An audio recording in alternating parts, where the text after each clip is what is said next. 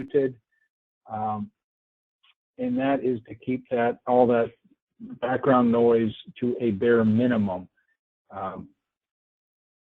It can be real distracting because we've got probably 40, 50 different people getting on the phone, and if you put the call on hold, or if you're taking separate calls, it can completely and utterly mess up the audio. So we'll get started here in a minute.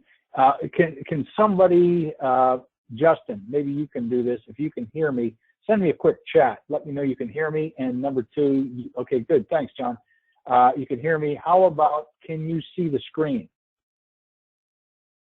Can you see the screen? Good. Thanks, Justin. Good. So the screen's up, audio's up. If anybody has any comments, questions, use that chat feature, the chat feature to interact. If you've got a question, comment, I'm going to ask you to chat it out, and we'll throw you on. I'll hopefully be able to unmute you and throw you on there, and then we'll back and forth interact.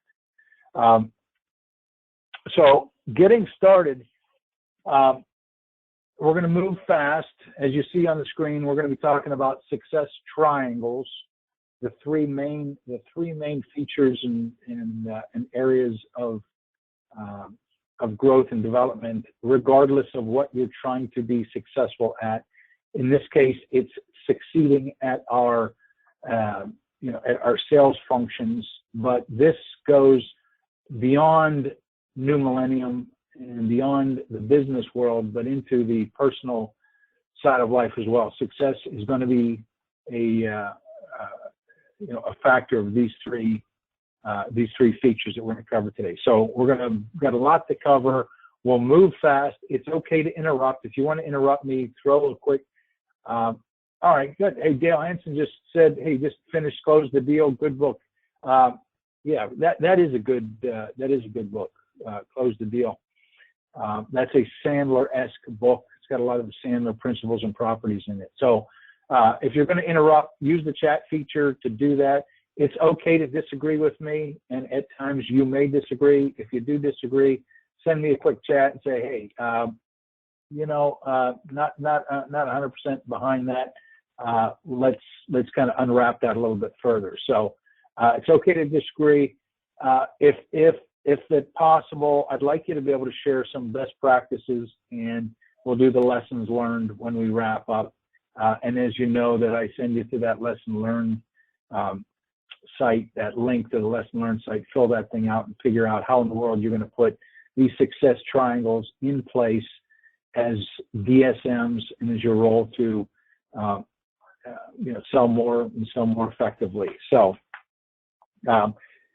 we have last year we have talked about success triangles. I want to do a little bit of a deeper dive in a review slash for some of you it may not necessarily be a review, but may be completely unlooked at, unseen before, unexperienced. Those of you that have experienced the different aspects of success, I want you to think deeper. It's not about because there is no such thing as perfection. It's about progression. There's nobody that has it all figured out, not me, not anybody else, that is a 10 across the board. So it's not about being 10s. It's about progressing our way towards that. So in order to get started, I am going to kind of do a quick dive into this definition of success. The definition of success, and I'm going to try my best to clear this screen thing out. But the success is made up of these three components, which are your attitude, your behavior, and your technique. Your attitude, your behavior, and your technique. Or if you look at it, behavior, attitude, and technique, the BAT triangles. And as the definitions are on the screen there, the attitude it's looking at your outlook and your expectations. It's about what your thinking is all about. So your attitude is the think side of success. What's going through your mind is your attitude. and it does, look at your outlook. It's determining your outlook and what your expectations are towards the future. Attitude is a future-based attribute. And one of the things that I like to say is your attitude determines your altitude. Your attitude determines your altitude. If you've got a less than stellar attitude, it's not going to allow you to climb your altitude very high. So it's what we think, it's what we believe, and that's the attitude. We'll talk deeper into that. The behavior, and that refers to your goals, both your daily, your short-term, your long-term goals. And it also talks about, the 100% within your control action that you're going to take that has to be done in your behavior. So your behavior's the do side of the triangle. So if the behaviors you do, the attitude is your think, the technique is the strategies and tactics for what you say when you're out selling. So what you think, what you do, what you say, those are the three primary factors of success in selling and in life in general. Your home life the success of your home life is going to be determined based on what you think, what you do, and how well you do it, and what you say. Whether it's parental success, whether it's marital success, whether it's sports success, whatever the success is that you're trying to improve upon, these three elements are going to be the areas that you need to take a good, hard look at. Now, somebody send me a chat. What do you think of those three? What do you think is the most important? If you had to rank those, and do it by the initials, B, A, or T. What do you think is in order? What do you think is the most important? Order it 1, 2, and 3. All right, good. Sav, you said A, Dale, A, B, T. All right, looks like a lot of ABTs. Good. Yeah, Dale, they're all vitally important. But if you had to give up one of those, I would suggest that it would be the technique side. And the reason I say that it's the least of the important, they're all three important, as Dale Hansen said, is they're all important. Yeah, they are. But if you had to give up one of them, it would be technique. So somebody with the right beliefs or the right attitude and doing the right behavior consistently, it's all about consistent discipline is behavior, doing the right consistent discipline repeatedly over and over again with the right mental outlook and right mental attitude, it doesn't not that it doesn't matter what your techniques are, but your techniques are not as important if your attitude and your behavior are not in line. So I would say my suggestion is the level of importance of these three, if you had to kind of rank them or scale them, would be BAT, behavior, attitude, and technique. Behavior drives attitude. And those of you that wrote down attitude is the most important one. It's a very, very close second. It's a close second to behavior. And the reason I say that is because you can't think your way into success.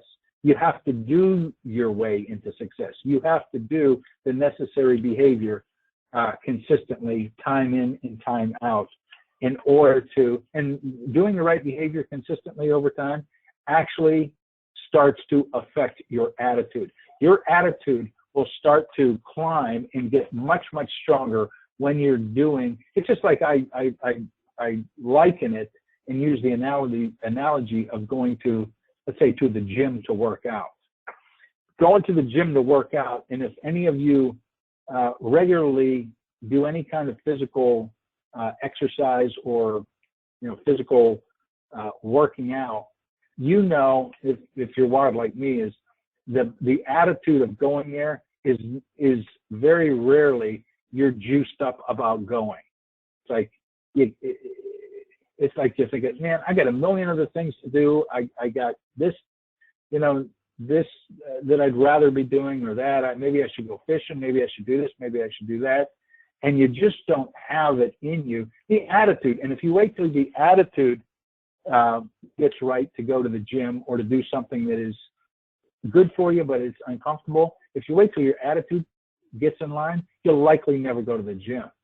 And so what I say is, you have to let your behavior take over, because once you do the behavior, regardless of how difficult or uncomfortable it might be, and after you work out or after you do what you didn't feel like doing, how do you feel afterwards? So the question is, how do you feel coming out of the gym versus how do you feel going in? When you come out of the gym, you think, man, am I glad I did that? Your attitude is much, much better after you've done the behavior, because once you do the behavior and you get in that routine, that discipline and routine of doing it, it starts to affect and elevate your attitude. So behavior, doing the right behavior consistently over time will start to elevate your attitude. And if you wait till your attitude gets in line before you do your behavior, you'll likely never get it done. Because if I sat around and thought, oh, when I feel like going and working out or going running, running 4 miles, I would likely never, ever do it. So behavior is the driver. It elevates your attitude. And when you do the behavior, the technique part is doing it correctly. And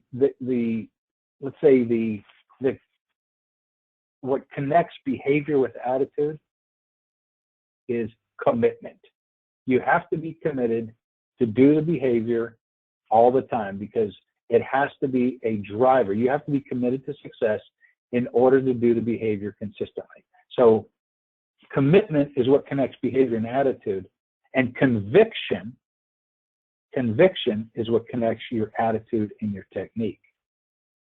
Conviction connects your attitude and your technique. And then competency is what connects the two bottom triangles, behavior and technique. So that's the 30,000-foot view of success in any endeavor, are those 3 attributes: the what you do, the what you think, and what you say. Now, let's talk about these things individually. The attitude triangle, as I have there, success, it's a self-fulfilling prophecy. And attitude is broken down. If you break down each one of these, and that's what we're going to do, is we're going to break down each one of these main components of success. And if you break down attitude is made up of these elements. It's your attitude about yourself, you, that's that top triangle, the you triangle, your attitude or your belief about you, your attitude or your belief about New Millennium, the organization, and your attitude or your belief about your market that you're serving. And if any one of those 3, the you, the organization, like how you see yourself, how you see New Millennium, and how you see the market that you're serving, if you see any of those and have a less than stellar belief, outlook, or attitude about it, it's going to pull you down. You're going to be pulled down. Now, you might rank yourself a 10, give yourself a 10 in the you side of the triangle, both your physical, which is your body, your mental, your mind, and your spiritual. And when you look at those 3 elements that make up who you are, physical, mental, and spiritual, and if you give yourself a 10 there, right, you're happy with, you're filling your mind with good solid reading and good education. You're filling your heart with good spiritual food, and you're filling your body with the right kind of exercise and diet, and you're really happy with yourself. But if you're not happy, let's say with the organization, with New Millennium, it's gonna be like you're driving around with one flat tire. It's going to be hard for you to have the conviction and or the commitment to do the behavior the way it needs to be done. Same thing with the market. You could have a 10, you could be a 10 you could have a 10, on your New Millennium, but if your outlook or your beliefs about your market that you're serving is not in line, it's going to be very, very difficult for you to do the behavior that you have to do. And so a lot of this attitudinal stuff is a driver. And that's why if you're less than 10 on any of those things, it's gonna make it harder for you to do the necessary daily behavior that you've got to do in order to be successful. And when I say it's a self-fulfilling prophecy, what do I mean by that? Send me a chat message. Why do you think I say, attitude's a self-fulfilling prophecy? What does that mean to you? It's a self-fulfilling prophecy.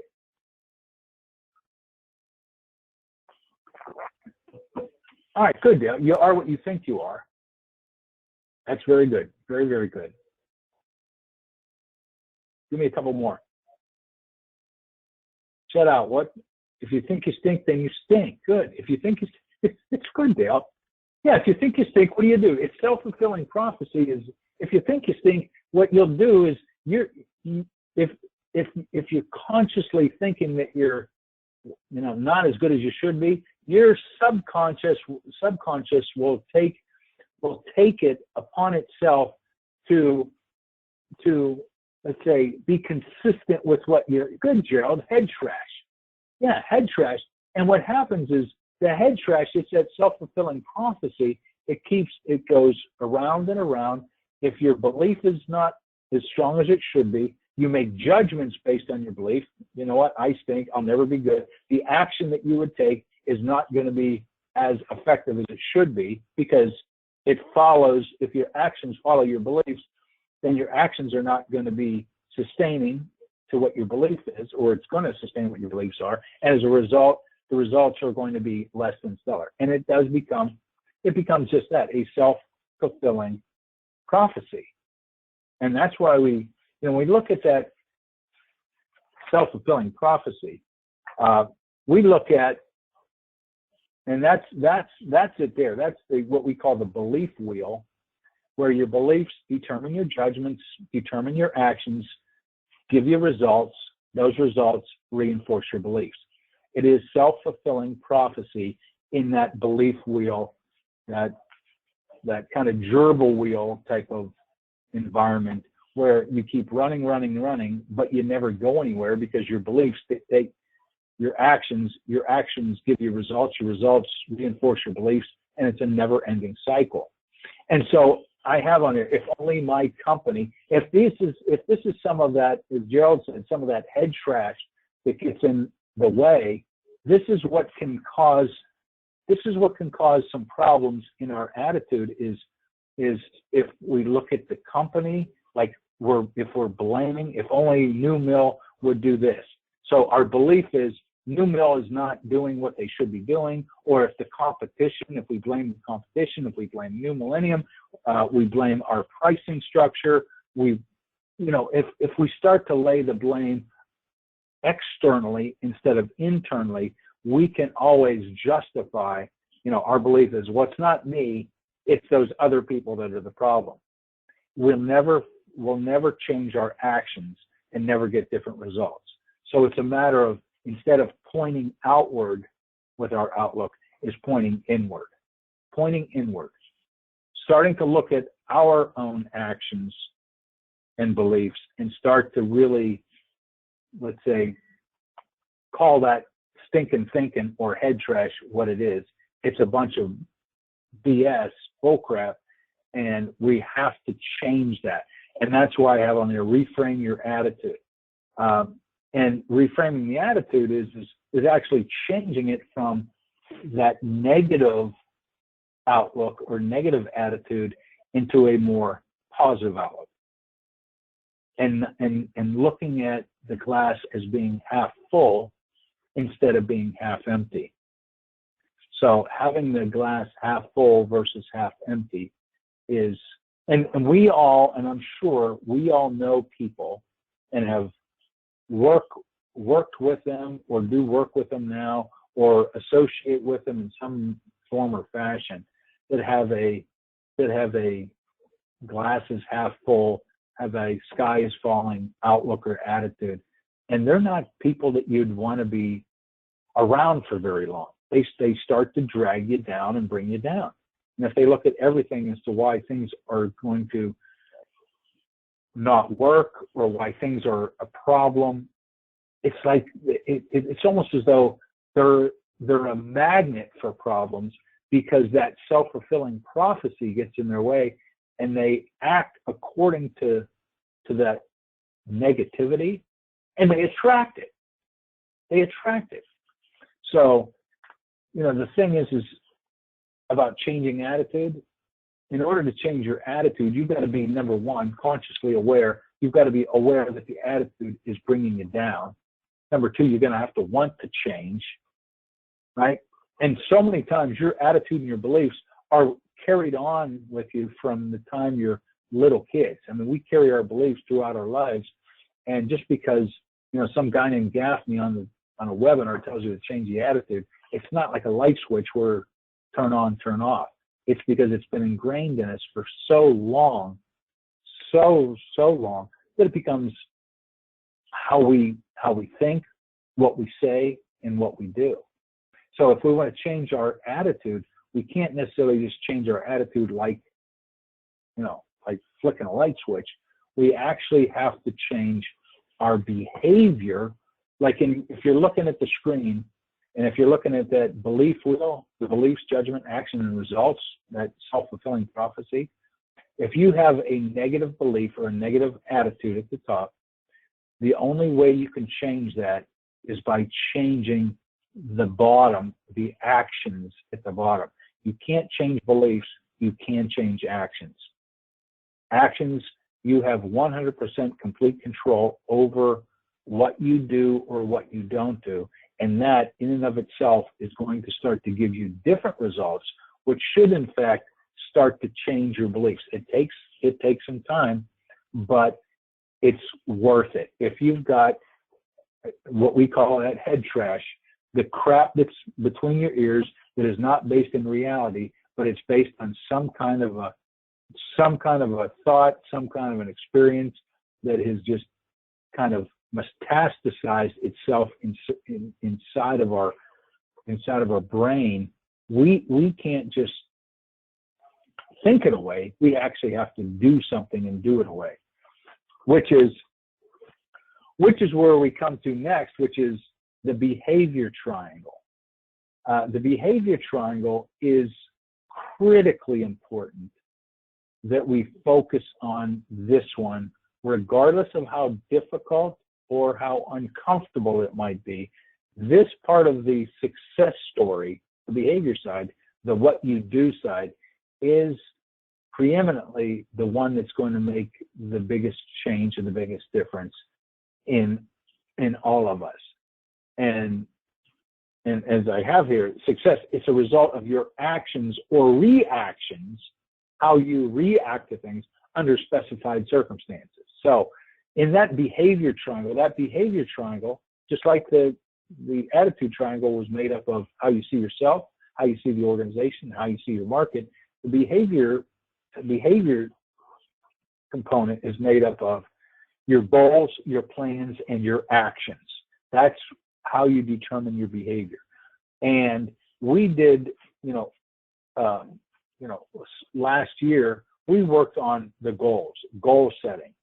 And that should not be one and done exercise. That should be, as I have there, we should be looking at our goals from a daily basis, short-term goals and long-term goals. Daily, short-term, and long-term. We should, you should, I should have our goals, and we call them SMART goals. Somebody chat to me, send me a quick chat. What is SMART, the acronym SMART? What does that refer to on the S side of SMART? What does that refer to as far as setting goals? S. What did the S stand for? Type out a quick chat. The S in SMART goals.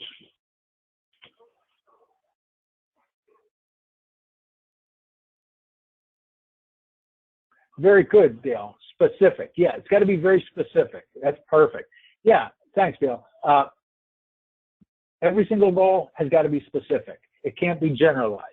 It's got to be very, very specific. M in SMART. The S is specific. The M is what? Other than Dale. I know Dale took his SMART pills this morning. What does M stand for? Bob Stearns. Maybe you can chat to me. Good, Ernie. Measurable. Thanks, Jeff. Thanks, Justin. Yeah, it's got to be measurable. Thanks, Bob. It's got to be measurable. If it's not measurable, you're going to have a hard time determining, are you progressing? Are you moving the needle towards that particular goal? It's got to be specific. It's got to be measurable. You can't say, I want to lose a lot of weight or I want to make a lot of money. You've got to be specific and it's got to be measurable. You want to know how much. There has to be a defined, let's say, a defined unit of measure. Every goal has a defined unit of measure. And if there's not a unit of measure, you'll never know if you're progressing along to hit your goals. So S specific, M measurable. A is what? What would A stand for? Attainable. Good, Justin. Good. Thank you. Yeah, it's got to be attainable. Meaning what? Meaning it can't be so unrealistic, that goal, that you give up because you're looking at it and you say, there's no way in the world it's not it's unattainable. I can't ever attain that. Because if it's so lofty and so out of reach, then you give up before you even try. How about R? What about the R? Realistic. Good. Realistic. Yeah, it's got to be realistic. It's got to be relevant. It's got to be relevant and it's got to be realistic. And then T, what's the T side of it? Timetable. Good, Brad. Thanks, Jeff. Yeah, good, David. Time bound. Yeah, there's got to be a time, because if there's no time associated with it, it continually gets pushed off, pushed off, pushed off. If you say at some point in time, I want to sell X amount of product, or at some point in time, I want to earn, X income at some point in time, and you might think at some point in time, well, guess what? Unless that line is drawn and written down and there is an end date to it, there's no way that the subconscious can put the urgency in place in order to hit it. But as soon as you set down a timeline, when you want to hit that particular goal, when you do put that timeline down, your subconscious will start to create the urgency, and you'll start to work from that end goal and work backwards to the amount of time between there and start to put some urgency in place. So SMART goals are specific, measurable, attainable, realistic, and time frame. Time frame. Very important. Now, on those goals, we should have daily, part of your behavior should be figuring out what every single day our goal is for that particular day. And it should be very specific, very measurable. It should be attainable to do in that 24-hour time period. Should be relevant and realistic. And the time frame is that particular 24-hour period. That's your daily goals. And I know some of you have your goals broken down into that small, finite, bite-sized daily segment, which is ideal. And then from the daily, short-term could mean 2 weeks, it could be a month, or 3 months. But your short-term goals are it's a chunk of time that's manageable, and it's something where you're going to have to kick some butt. You're going to have to reach your daily goals in order to hit those short-term goals. So your daily goals combined together should get you towards those short-term goals that you have set up for yourself, both business and professional goals. You should have business and professional goals set up short-term. And then your long-term goals, that's your minimum 12-month, it's a 1-year goal, it's a 5-year goal, it's a 10-year goal. Jim Collins called it the BHAG, the big, hairy, audacious goal. That's your long-term goal that nobody can deny you. If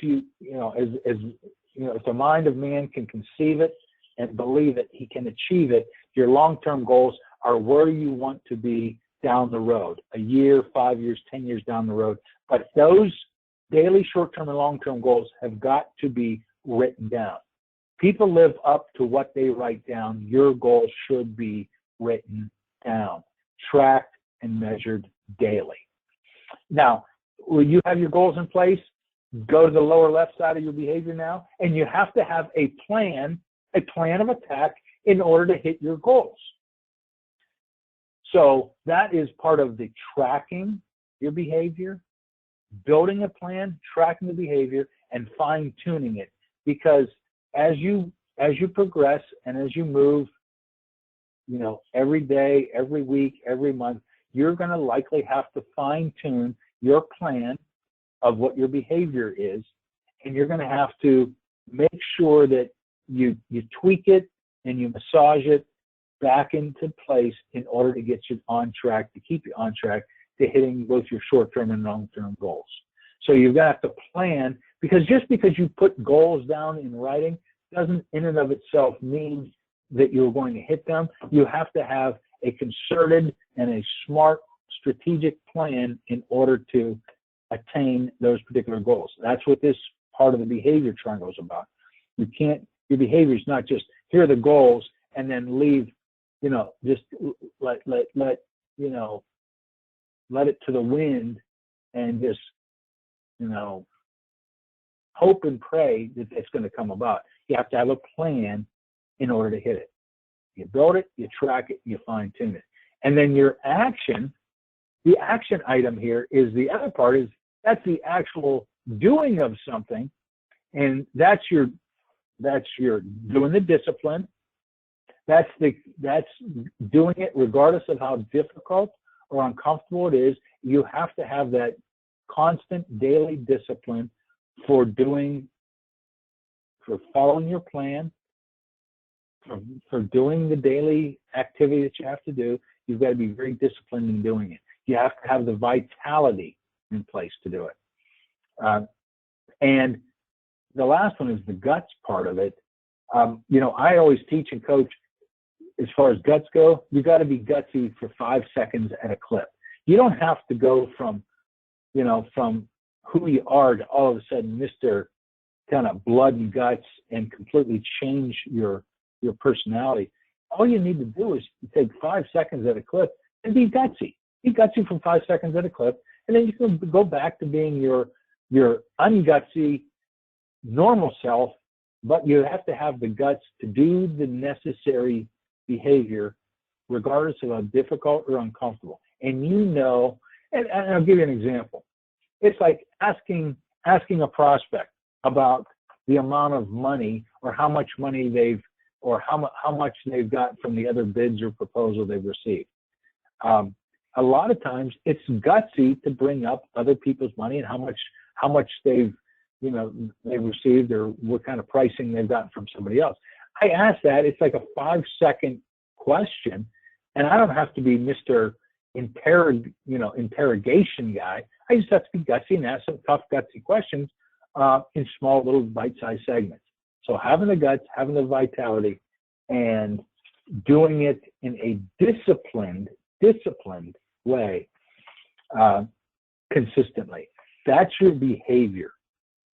Now, and I'm going to ask you when we wrap up, and I'm going to actually send to everybody on the call, I'm going to send you what's called your success quotient. I'm going to ask you to rate yourselves on all of these different, whether it's the 3 different goals, your daily, short-term, long-term goals, your plan, do you track it, do you fine-tune it, do you build your plan? I'm going to ask you to rate yourself on a scale of 1 to 10, 1 being you're not doing it at all, to a 10 is you're a rock star at it and you're kicking butt. That's fantastic. I'm going to ask you to rate each one of these and then kind of go through this motion to figure out where you are behaviorally, where you are attitudinally, and where you are tactically, technique-wise, to rate yourself.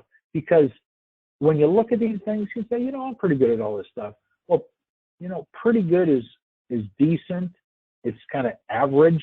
I want us all to start to kind of attain that 10 level. Not that you'll ever be 10s all across your success scope, but I want you to see where you are and where you need the most help and most discipline in getting there.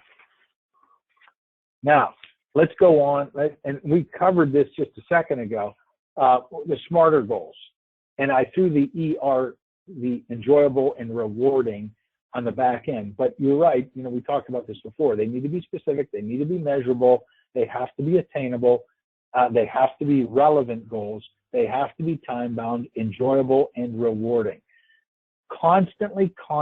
And I think that's where, when you look back here at the goal section of behavior, daily, short-term, and long-term, we all have goals. And part of our success is making sure that our goals are in writing, and that we're sharing our goals with other people that care about our success and us hitting it, whether it's your spouse, your colleagues, your kids, and I would share, it was a great exercise for me is telling my kids what my goals were, because by sharing it with my kids, I had the accountability where the kids would say to me, at the end of the day, hey, Dad, did you do this? Did you do that? How are you coming here? I had to look, 4 kids in the face and tell them, hey, your dad screwed this up, or no, I kicked tail here and I did this, I did that. It's like when you have other people that care about you doing what you have to do, the rising tide lifts all ships. And other people, if they can be like associated with, or like your cheering party in order to get you to hit your goals, it makes for a much more enjoyable. Plus, if nobody knows what your goals are, only you in the back of your head knows what your goals are, you're leaving yourself an awful lot of just too much chance to get lazy, get sloppy, and to put it off. And if you're like most people out there, you put off the tougher things because it's like, what, I'll do it tomorrow. It's a procrastination problem. And if any of you are like me, you tend to procrastinate. The stuff that gets going to be tough or uncomfortable or going to take some vitality and some guts, you put that off to a later date. But when you've got, whether it's kids, spouses, colleagues, managers, when someone else knows what you're going after, they can hold you accountable to it. The action planning part of it is, once you have those goals set up in writing, that's when you do these 2 other parts of it is, how do I plan it? How am I going to build this thing? The tracking of it and the fine tuning of it. Very, very important. It's very important that you have to put some time into planning. How am I going to achieve this thing? And do some strategic thinking about what your strategy should look like. How am I going to build it out? How am I going to track it? And we should be tracking our behavior on a daily basis. Because if we only track it maybe weekly or monthly, it's getting a little late in the game. If I'm only tracking my behavior on a monthly basis at the end of the month, and I do a rear view mirror look at what I had done, it's a little too late in the game. I have to look at every single day, and I got to track it and see, what did I do? What did I not do? What do I have a chance to kind of get back to basics and start my day fresh tomorrow. And then you'll probably likely, if you're like me, have to fine tune the planning, because some things will go awry, some things won't work the way you need them to work. And you're just going to constantly, massage it, change it, and fine tune it. And then the action, as I said before, it's the discipline, the vitality, and the guts that are going to go into it. And so when you're doing the action planning, that's set up for the behavior and your goals. You have to have all of those in place. You have to have your goals, you have to have the planning of how you're going to reach it, and then you have to do the 100% what's in your complete responsibility to get done to do it, and that's the action. And that's all about discipline, discipline, discipline, behavior, behavior, behavior, with the vitality and the guts. Now, let's look at the least important, although this is all about the sales, let's say the technique triangle, the sales techniques and the sales tactics. And it's the strategies, tactics, and personal presence that you use to implement your behavior plan. So the techniques that's why when I say the behavior and technique, what combines those two is your competency. The more confident you are in your technique, the easier it is to pull off your behavior. But if you're driven, because you've got the right attitude and you've got the right discipline, then you can be so-so on your technique side and you're still going to get the job done. This just makes getting the job done that much easier. And technique is broken down into the three triangles there. It's personal presence, it's tactics, and it's your strategy. And then your strategy can even be further broken down into those three elements of the sales call, and that's the Sandler steps. Is you qualify the deal, you close for a yes/no decision, and then you fulfill or you present new millennium and your pricing, and that's part of the strategy: to qualify, close, and present. But if you look back at the technique side of this thing, you want to look at your personal presence, your character. Your character matters in your personal presence. The energy that you bring to bear matters, and that makes up your personal presence.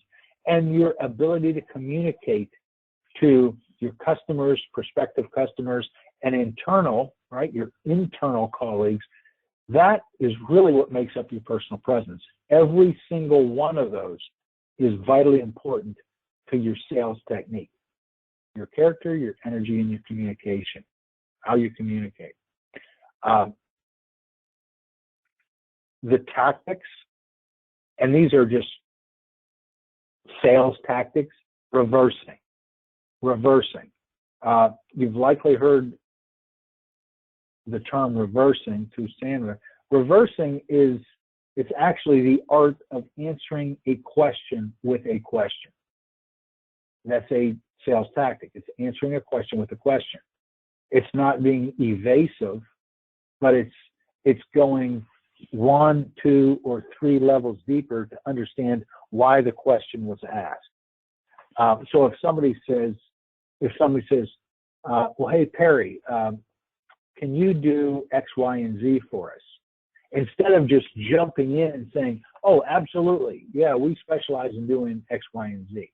I would say, when someone says, hey, can you do X, Y, and Z? I'd say, it's a great question. I appreciate you asking. Why are you thinking about those 3 areas? Or of those 3 areas, what would you say is the most pressing or most prevalent to you?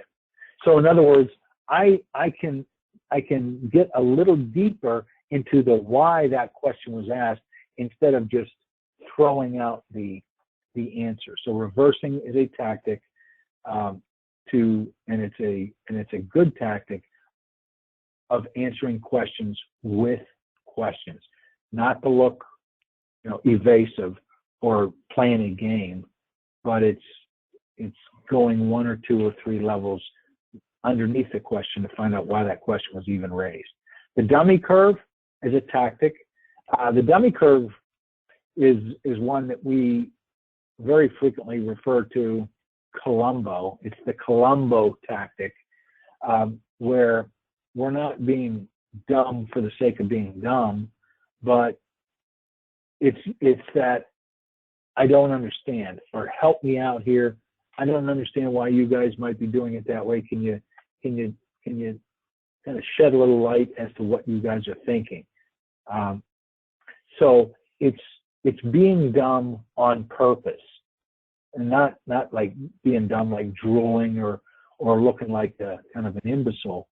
But the dummy curve is being a little less than, jumping out there and telling. And I know that that the term has been thrown around, showing up and throwing up, or unpaid consulting. The dummy curve prevents that from happening. And if they say, well, hey, these other guys are doing it, my dummy curve might be well, is there a reason you guys just haven't gone ahead and done work with those other guys then? That would be a dummy curve type of a response. Instead of saying, oh, well, those people are idiots and those people don't know what they're talking about, blah, blah, blah. You want to be a little less okay than what they were anticipating. It allows the defense walls to come down and gives you a little bit more credibility, because, and as you know, I love to teach that ABC, always being curious or always being confused. That falls right in with the dummy curve tactic. And the negative reversing is actually doing the reversing, but doing it with a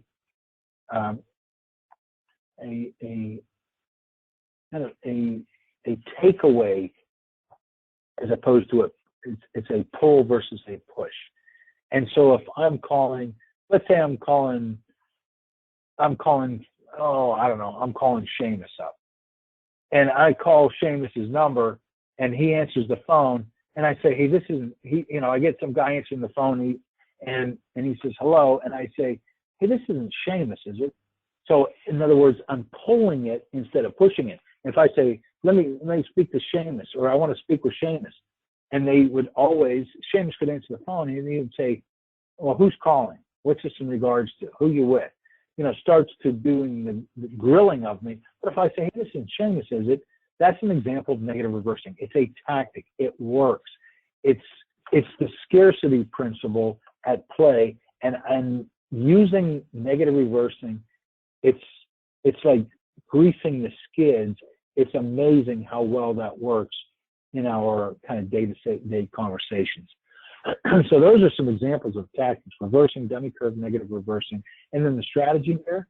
And if you look up at some of the different aspects of those sub-triangles, the qualify piece, you're talking about pain, budget, and decision. You're qualifying or disqualifying people. If they don't have pain, if they don't have potential pain or fear, they don't have the money to spend, or they're not capable or able to make a decision, then they would, in effect, not qualify for us to spend our time and energy and effort trying to put together a solution for them if they don't have a problem for us to fix. We are doctors in the steel business, and every patient out there, we've got to make sure that they qualify, that they have some kind of a gap between where they are and where they want to be, right? Some kind of an ailment, steel ailment or supply ailment that New Millennium can come in and rectify.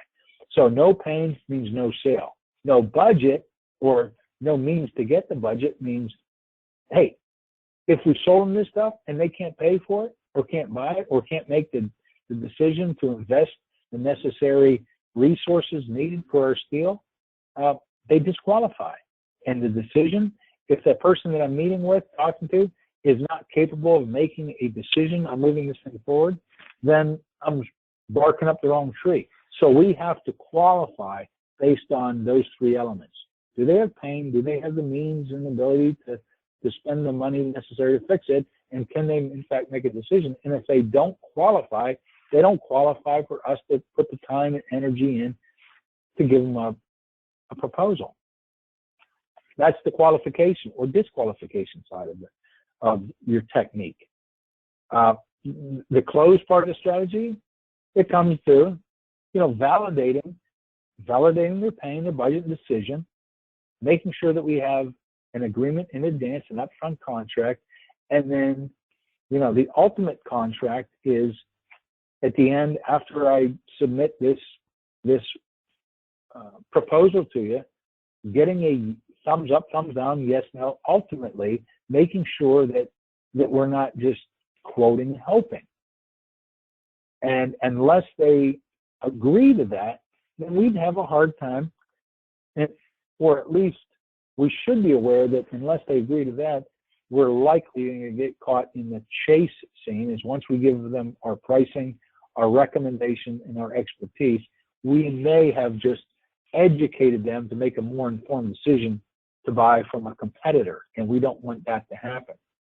And then the other part of the strategy, after qualify, close, and then present or fulfill, we present our solutions.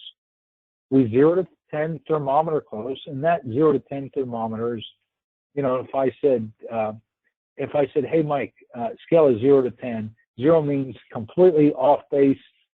There's no way in the world this particular solution is anywhere near what you guys are looking for.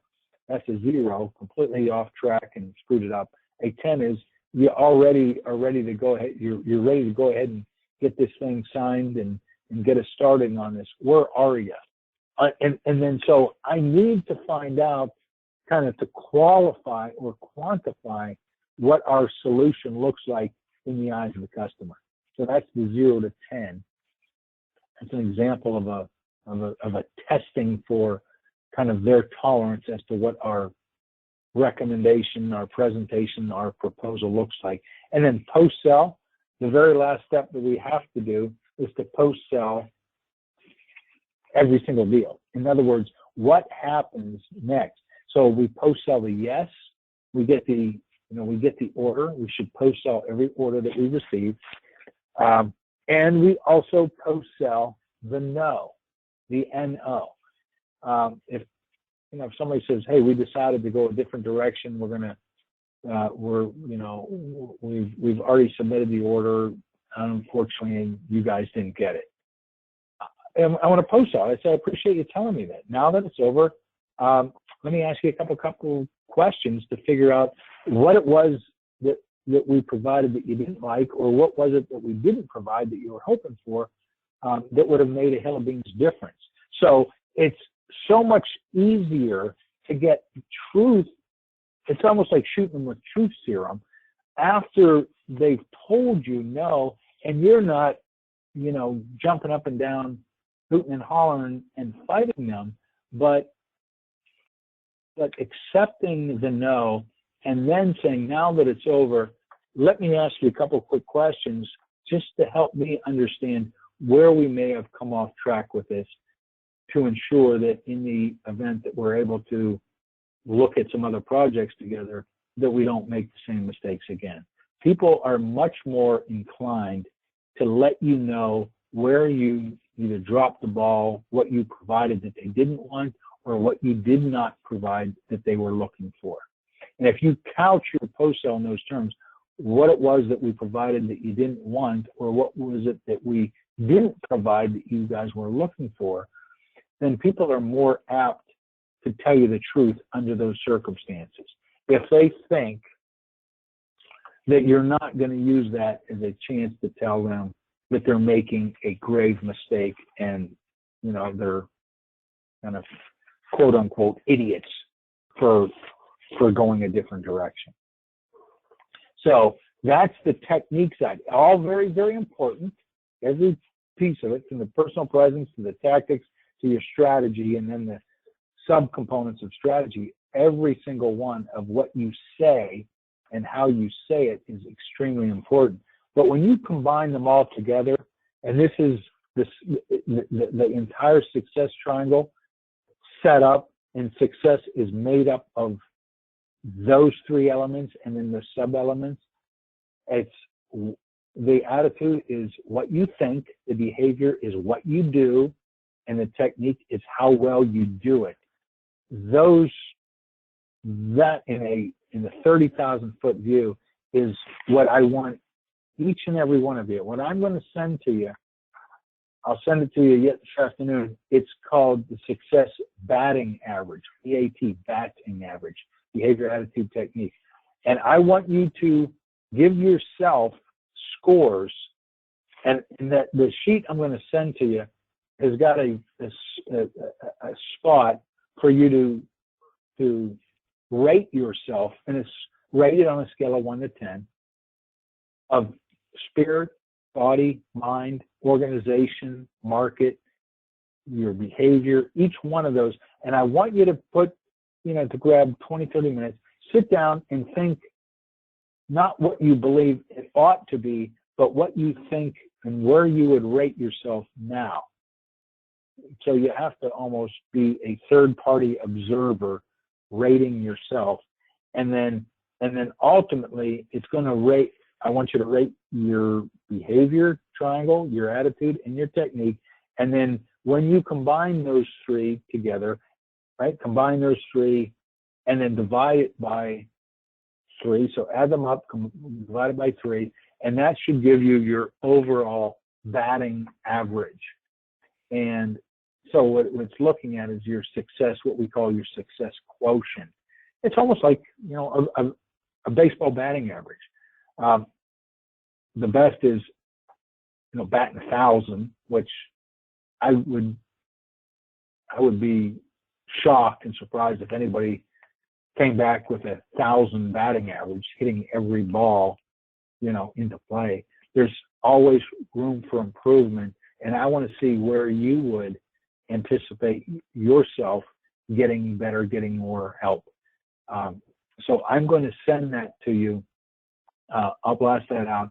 What I'm going to ask you to do, similar to what I asked you to do with that disc profile, is download the page I'm going to send to you. Download it, print it out, fill it in, give yourself a score, and then score, add those components up, divide it by 3, and then give that particular triangle that score, and then do it all the way up to success, and then shoot that. And if you would scan it and send it back to me, that'd be great, because then I could have a kind of a better handle, better idea as to where you think you need some help in elevating your own success.